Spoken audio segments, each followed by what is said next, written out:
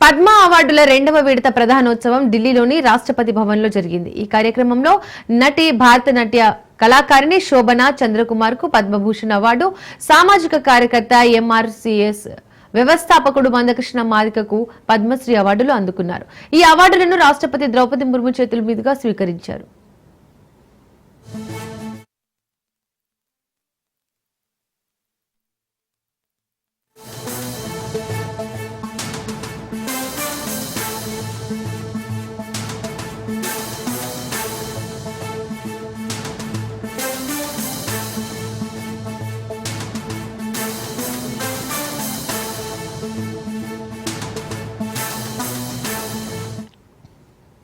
రెండు 2025 పద్మ అవార్డుల్లో మొత్తం 139 మందికి అవార్డులు అందించారు. అందులో 7 మందికి పద్మ విభూషణ్, 19 మందికి పద్మభూషణ్, 113 మందికి పద్మశ్రీ అవార్డులు ఉన్నాయి.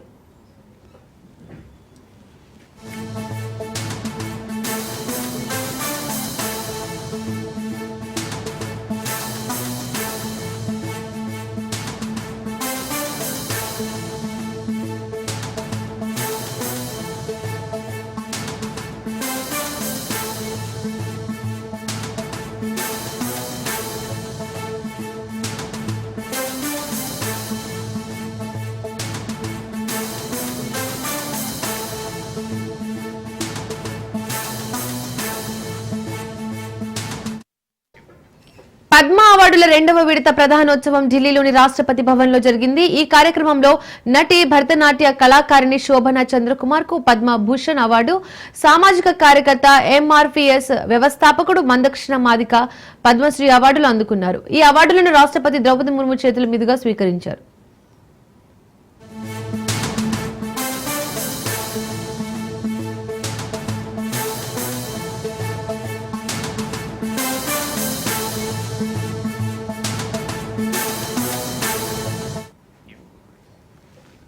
ఇక 2025 పద్మ అవార్డులో మొత్తం 139 మందికి అవార్డులు అందించారు. అందులో 7 మందికి పద్మ విభూషణ్, 19 మందికి పద్మభూషణ్, 113 మందికి పద్మశ్రీ అవార్డులు ఉన్నాయి.